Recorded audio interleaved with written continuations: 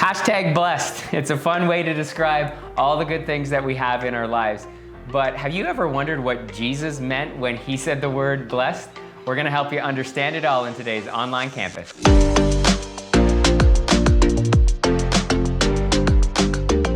Hey everyone, and welcome to Online Campus. My name is Jesse. I'm the Online Campus Pastor. I'm here with Rick Carrol, and we want to welcome you to a campus that streams anytime, anywhere. Portico is one church, one message, many expressions, and that means you can go to any one of our campuses. You're going to hear the same message. It's going to sound a little bit different wherever you go, and on our online campus, we get right to the point and we give you easy to understand practical applications of what the whole church is studying. And we are jumping into a brand new 8-part video series on life hacks. And if you don't know what a life hack is, it's basically anything that you use to make your life easier. And you're not using it in the way that it was meant for, but you're using something from your normal everyday life to make your life easier. And you're probably wondering, well, why do we have a shoe and a spaghetti spoon on there? But these are actually 2 of our life hacks. This one is mine. Whenever I'm making spaghetti, I can never get it right. I end up with like not enough noodles or way too many noodles. So did you know that if you use this piece in the middle of your spaghetti spoon, it actually measures the perfect 1 serving amount of spaghetti? I did not know that. Right there. So just try, if you, just go home, go and make some spaghetti right now. It doesn't matter if you're Italian or not Italian. You just go and you make your pasta. You put the spaghetti noodles right in there. If you do it with rotini, it doesn't work. But with spaghetti, it absolutely works.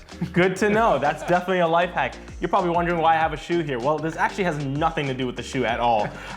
This has everything to do with the fact that there are shoelaces on the shoe. And at times I use a shoelace as a belt. When I can't find a belt, I use a shoelace to, as a belt, and it works for me. So it's a life hack that makes sense to me. I don't know if it makes sense for you, but it makes sense for me.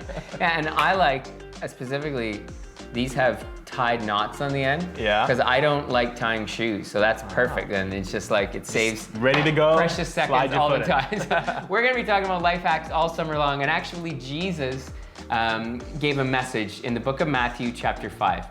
And he actually gives all kinds of different ways that we can get spiritual life hacks. Yeah.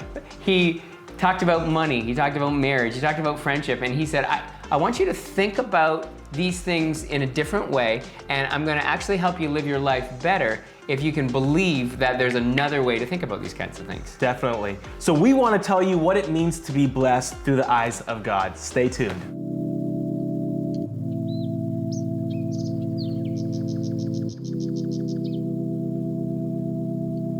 So let me teach you what the Bible has to say about being blessed.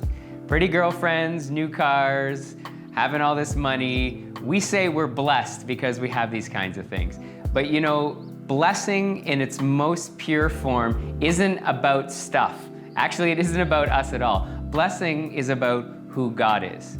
God is spirit, so wherever his spirit is where blessing is. So in our minds, wherever the good stuff of life is, like the cars and the money, that's where blessing's at. But think of all of the bad people on planet Earth who have good stuff. You've got multi-billion-dollar dictators with mansions and cars and women, and they're not blessed in the spiritual form. They've actually manipulated life to get the spoils of life. God's blessing works very differently. In Matthew chapter 5, in the first 10 verses, Jesus said that we're actually blessed when we mourn, when we realize that we need him. We're blessed when we show mercy. We're blessed when we work for peace. Even when people make fun of us for living righteously and following God, we are blessed. What he was saying is that God's Spirit is given to those who need it. It's given to those who reflect what his nature is. So when life kicks us and we feel like we're down, God actually promises that's where his blessing is going to be. And his Spirit is going to be with us so we don't have to go through seasons like that alone. When we work to promote peace, and that's part of who God is. When we show people kindness, it's part of who God is, or his mercy. It's because we're acting like God. His Spirit is given us in those instances to help us do more than we ever could on his own, and we are blessed in those moments. It's a very privileged worldview that attributes blessing only when we have money or wealth or possessions or all of the good stuff of life. Hashtag blessed is actually a life that looks like Jesus. And Jesus was a man who traveled across the country with very little money. He was offering peace and forgiveness to the people who never thought they even deserved it. The people that society had given up on or had forgotten about or hated were the people that Jesus intentionally loved. And a blessed life is to live alongside anyone who mourns or anyone who's distressed or anyone who needs peace and work for the justice of all.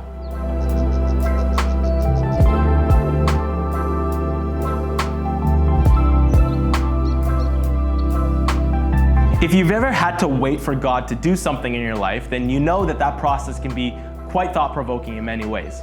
Well, for one, it's a process that challenges you to let go. 2, it's a process that requires you to be patient. And 3, it's a process that invites you to trust God no matter what the outcome may be.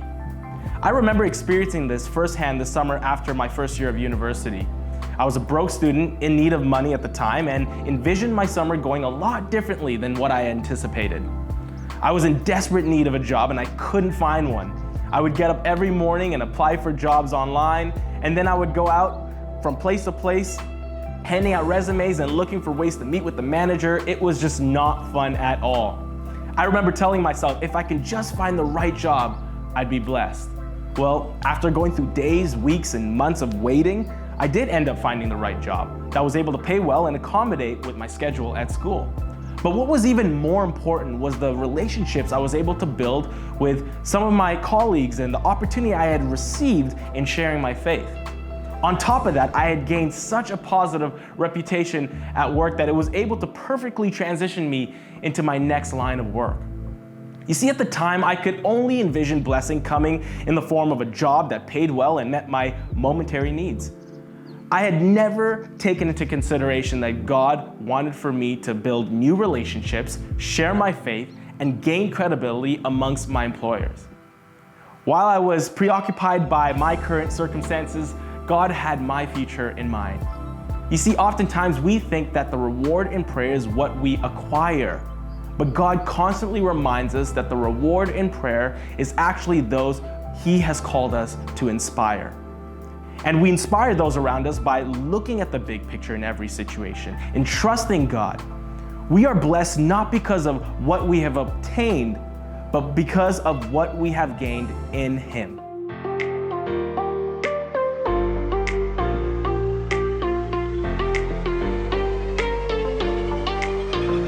So listen, there's a practical application for all of us here today. There's probably something that you've been praying for. Maybe it's a new job, or maybe it's like an answer about a relationship. I want to encourage you to go and spend some time praying, but you're going to shift your focus. And maybe you're not going to be as focused on, can I get the thing that I want? But you're actually going to be focused on, can I experience God while I'm going through the process of praying?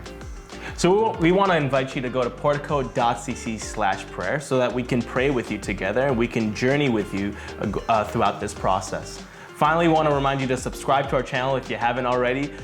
Share this video with a friend, a neighbor, those that you know that could benefit from hearing these words. Next week, we're going to be talking about more life hacks, particularly along the lines of how Jesus taught us to manage our anger and to control our temper. Yeah. So stay tuned. We look forward to seeing you next week.